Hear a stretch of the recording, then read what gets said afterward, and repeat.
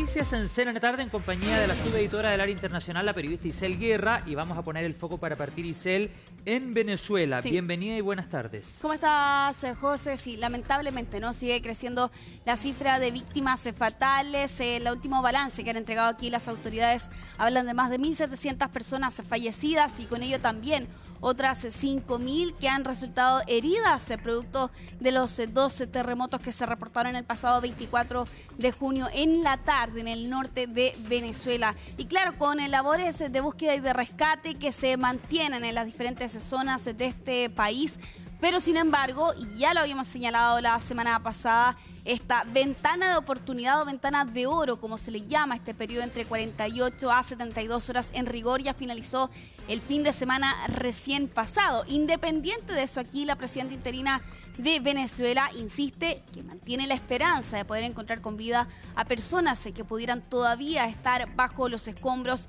pese que ya estamos a un día, ¿no?, de que se cumpla la primera semana detrás de esta tragedia. Vamos a revisar parte de las declaraciones que entregaba Delcy Rodríguez ante la prensa recientemente, donde hacía alusión a esta actualización que han entregado las autoridades venezolanas. Que seguimos en labores de rescate de personas con vida, lo cual nos llena de emoción y de esperanza para sus familiares, para nuestro pueblo, que ve la labor incansable de los rescatistas de Venezuela, de las brigadas internacionales.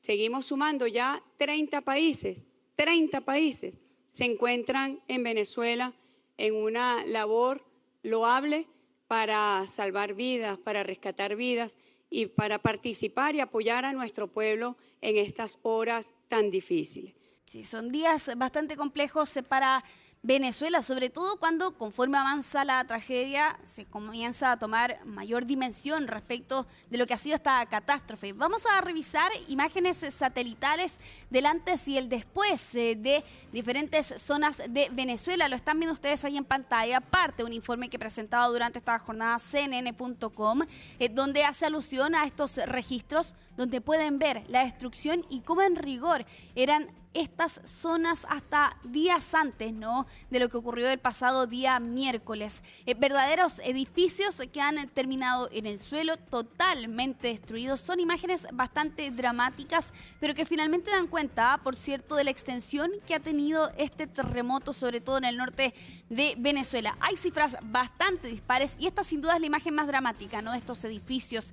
Como vemos finalmente cuántos de ellos han resultado destruidos y completamente derrumbado en cosa de segundos en la nación sudamericana. Bueno, yo les mencionaba, hay cifras dispares. Por un lado, algunas organizaciones, sobre todo estadounidenses, como la Universidad Estatal de Oregon, plantean que las estructuras destruidas serían aproximadamente unas 60.000, pero sin embargo, desde el gobierno venezolano apuntan a que hay 855 edificios afectados y 189 con una idea de colapso total, y eso difiere totalmente, ¿no?, a las cifras y a los números que están manejando algunos organismos. Por ejemplo, el Programa de Naciones Unidas para el Desarrollo hace una estimación en los daños y lo avalúa en 6.700 millones de dólares, lo que eventualmente ha resultado afectado producto de este doble terremoto con magnitudes superiores a 7.2. Lo ven ustedes en las imágenes, los registros, las fotografías satelitales que dan cuenta del antes y el después. Finalmente una gran devastación, por cierto,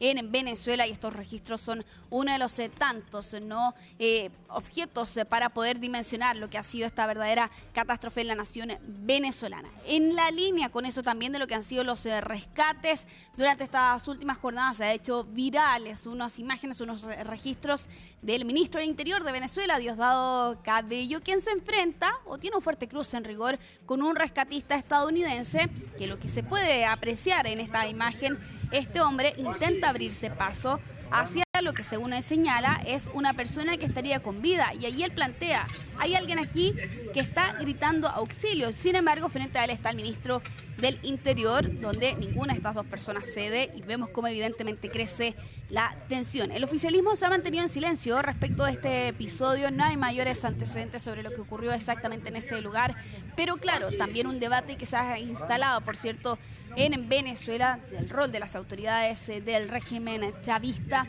y cómo ello puede interferir eventualmente, por cierto, con las labores internacionales que se están llevando a cabo en estas zonas. Hablando de aspectos políticos, María Corina Machado ha acusado en estas últimas horas al gobierno venezolano de impedir su regreso a Venezuela. Recordemos que ella abandonó el país sudamericano en diciembre del año pasado para poder asistir a la entrega del Premio Nobel de la Paz, después de haber estado un tiempo bastante largo en la clandestinidad tras las elecciones en ese país, y ahora señalaba que ella buscaba regresar hasta Venezuela, acusando de todas formas que el espacio aéreo había sido cerrado y con ello impidiéndole poder regresar a su país. Vamos a revisar parte del mensaje por video que publicaba en sus redes sociales en estos últimos días. Estoy en la ciudad de Panamá, desde donde tenía previsto viajar a Venezuela. El régimen cerró el espacio aéreo de nuestro país para intentar impedírmelo. El 24 de junio se hizo inaplazable mi regreso a Venezuela para enfrentar juntos esta catástrofe como lo hace una familia, unida, cuando algunos de sus miembros sufren. El régimen quiere bloquear mi regreso a Venezuela y el de miles de compatriotas que queremos ir a ayudar.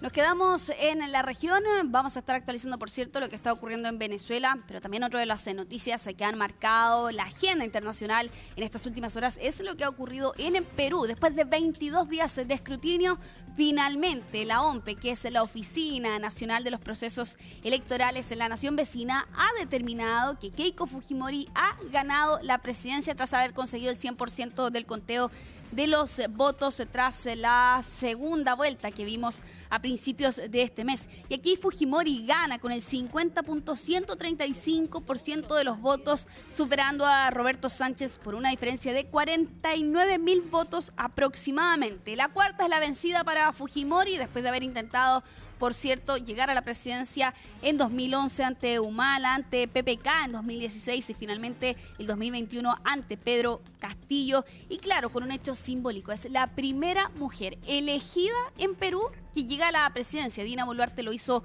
por sucesión en medio de la crisis con Pedro Castillo. Y claro, aquí con un proceso que, ojo, no termina. La proclamación oficial debería ocurrir el día viernes, a contar de ahí. Se entiende entonces, ya es la presidenta electa de ese país. Vamos a revisar parte de las declaraciones que entregaba Fujimori a las afueras de su residencia a la prensa, tras haberse conseguido el 100%, ¿no?, del conteo de las actas y con ello declararse la victoria a Fujimori.